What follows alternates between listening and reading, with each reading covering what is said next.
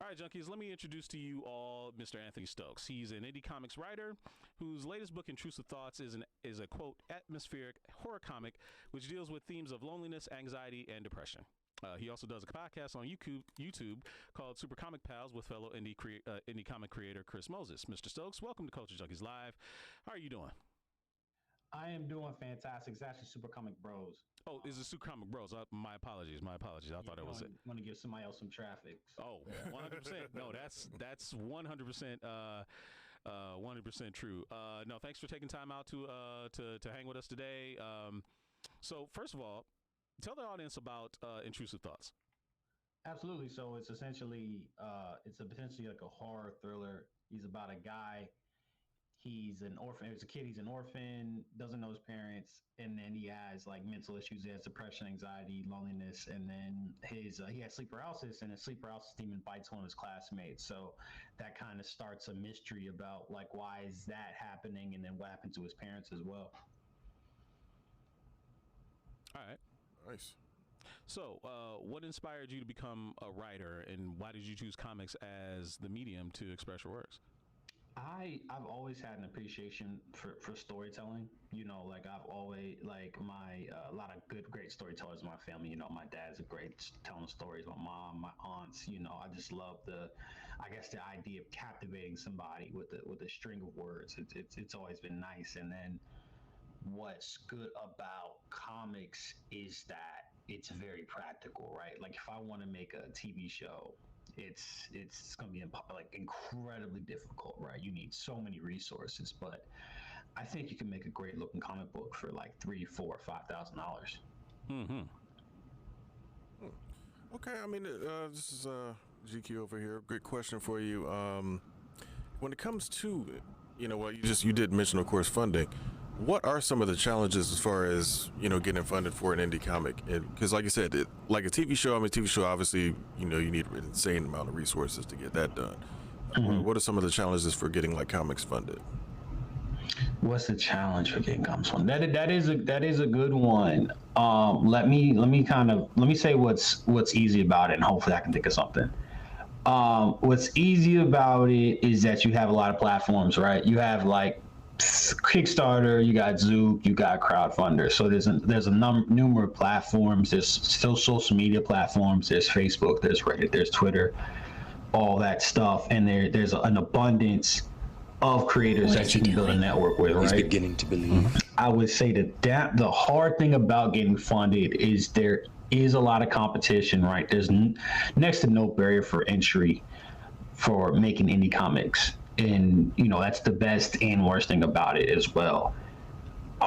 We were in a recession. I'm tired. Economic kids, what are you? Economists, whatever. So there's that, right? Like times is hard as well, and it's kind of uncomfortable to ask people for money these days as well. So I think those are the two things. And then it's hard. It's hard to make a product that's easy to sell, and then selling said product is a whole it's a whole different skill set. Do you think, and just to follow up on that, with like you said, you did mention all the different platforms as far as getting money, like the Kickstarters and Mm-hmm. the GoFundMe's, various ways to get money. Would it, I guess, be a thing where maybe I don't know. I mean, I guess the question would really be, since comics is more or less putting pen to paper and getting your ideas out there, would you say it would be a little bit I don't know, maybe in the modern times a little bit easier to get your work out there versus, like, for example, back in, let's say, the 80s, you would have to get your whole book done, go to a printer, do all that on your own versus maybe having like you could do digital comics or some of the other options out there? Yeah, no, like I said, that's a double-edged sword, right? Because the beauty of it is that it's incredibly easy to make a comic now, and then the backside of that is now there's a lot of competition. Gotcha. Now you have to stand out in the space, and you can stay out in the space in a multitude of ways. You can stay out in the space by making a great product. You do your personality. You can be a great content creator on the side. Do the YouTube thing, the Instagram, Twitter thing. You can be a great community builder. There's just so many different ways to approach it. And there's no perfect way, which is like kind of kind of the hard thing, because like it's hard to tell what's working exactly, you know. Like something's working, but it's hard to kind of tell, like, all right, what avenue is doing the best for me, you know, stuff like that.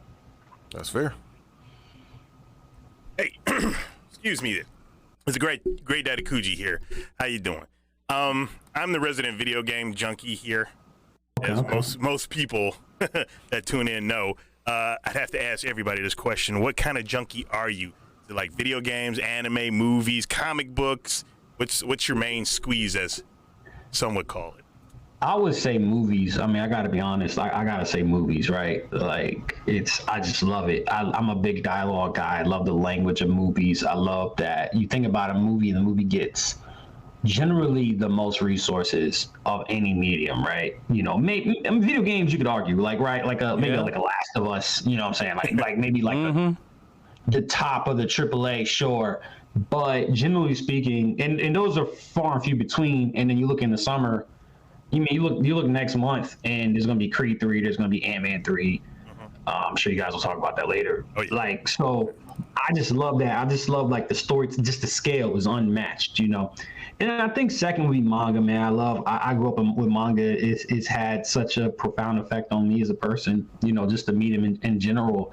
And that was like a really big part of like why I tell stories. I was grounded. I had problems listening when I was a kid, so couldn't watch TV. And then I'm a teenager, so you know novels are kind of out. And then my mom's friend brought home a copy of Yu-Gi-Oh! Volume 1, and I just read it, and I was just like obsessed with it. And then somebody Russ, the rapper, made a great point. He was like, when there's a lot of something and you get introduced to it, like you just go crazy because there's so much to consume. Like I would go to the library on a weekday during the summer, and just have a stack of books like this high and just run through them, and just pick another stack, just run through them, run to the Chinese spot, get some shrimp fried rice, come back, and just I was burning through them. Like, it was great, man. It was some of the best days of my life, man. Just reading. Like, dog, no, I can 100% relate, because that's exactly the way I was. You know, there's this bookstore up here called Borders, and I would spend like an entire day literally just sitting there just reading. Stacks of manga, stacks of comic books, graphic novels. It didn't matter. I just be consuming them all. But you know, lastly, I'm sorry. Follow up to that one real quick though. The big movie junkies, I also like movies. Growing up as a kid, video games and movies. I was at Blockbuster all the time, where either renting movies or video games. But going back to the movies thing, this year, you know, there's some pretty interesting movies to look forward to. What movies are you looking forward to seeing this year? Like your top, like the one that you want to see the most. Like I want to see Ant-Man, but I don't know if that's like the top for me. But I look forward to Marvel movies, period. So. You know what? That's a good one. I don't really do the whole I used to be obsessed with this stuff, but I find it's more rewarding for me and I'm busy. I'm a busy guy as well. So it's like, for me, I just love when it's like, oh, Guardians is coming out next weekend, bet. You know, like that's the best thing. I don't watch trailers. I guess Guardians 3, I suppose. But like, I don't even know when that's coming out. I think it comes out in May or something. Yeah. Who knows? That's right. Yeah, it's coming out. And then real quick, about the great thing about Borders, because I would go to the school library or the public library. And then you kind of had to read the manga out of sequence. You never find it volume 1. Like, never. It's not, never. Yeah, you never find it volume 1. Like, so you had to read volume 2, volume 7, 5, 8, 12. The Borders and the Barnes & Nobles, they kept it stocked. Yes. It was Nirvana. Oh my goodness. Yes, absolutely, 100%. All right, so last question for you. As an aside, you know, rolling through your Twitter and couldn't help but notice that, man, you got to go to the Super Bowl this past weekend. How was that? Man, it still hurt. I'm an Eagles fan. Man, yeah, that whole call had to really kill you. Then I bet. Dog, I'm still kind of, it hurts to talk about, man. I mean, it's unfortunate. My mom took me, you know, she's amazing. And it's like, you don't want to be ungrateful, right? But just the way that the whole situation played out, right? If you get beat, you get beat, right? But I didn't feel like we got beat, you know? No. Y'all just ran out of time. You're looking and you see that the grass, like, because I was watching the game. I'm watching the game, and I'm like, I'm not super close. I'm like halfway there. I'm like, these players are slipping a lot, man. It was, who was it? It was, I think Pacheco, is celebrating and he slips and has to regain his footing, man. And then, you know, the call, you know, it's rough. It's really rough. But the experience itself was great. You know, I think if the game had played out in any other way, I'd be a lot. What'd you think of that halftime show Rihanna put on, man?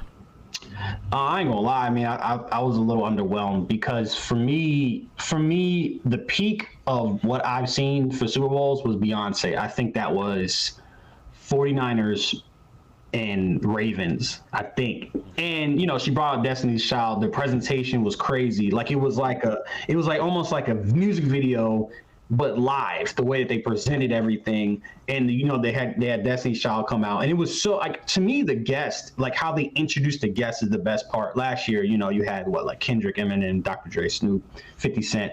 So, like, for Rihanna to just kind of come in, and she's great, but where the guest at? Like, Jay-Z's in the audience, Rocky's in the audience. He couldn't come up. And then, you know, she looks pregnant to me.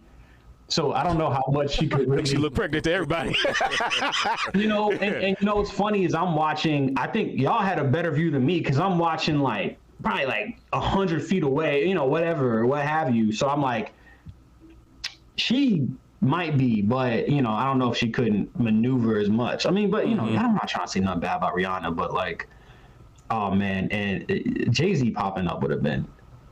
She did Run This Town, and what's the other one? I forgot the other one that she did. I was like, oh, perfect. Umbrella, like, why not? You know, so, I 100%. It's not like Hova wasn't there, right? He was literally right there. Him and Blue Ivy. So you know, Adele was there. Couldn't get Adele on stage. I don't know. It's just.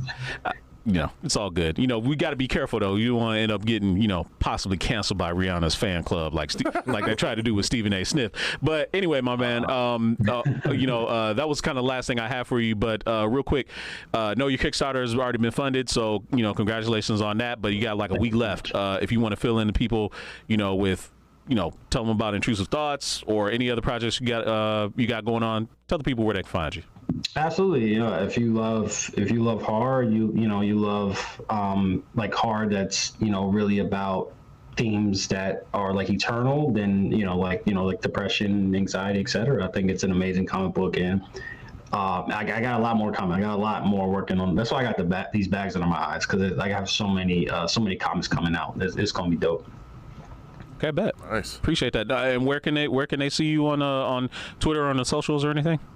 At Stokes the Writer, and then on YouTube, Super Comic Bros.